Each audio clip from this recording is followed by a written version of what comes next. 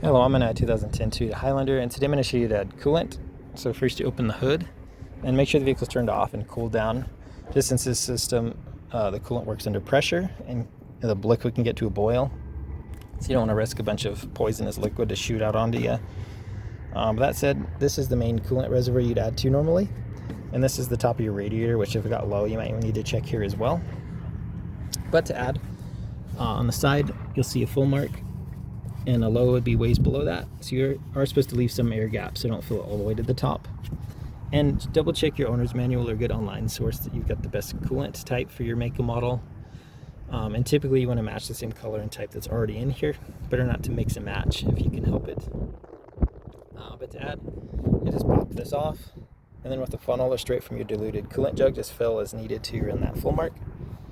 And then pop this closed again once you're done with that, nice and tight.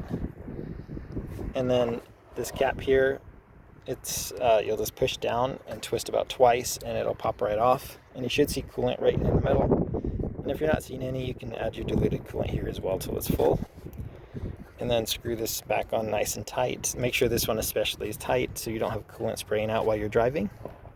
But once you finish these, I would probably start the vehicle for a few minutes to circulate that new coolant. And then while it does that, I would check all through your engine bay, around the radiator, reservoirs under the car, see if you see any coolant forming. If there is, that would be an indication of an area of the car that has or might have a leak that needs repaired.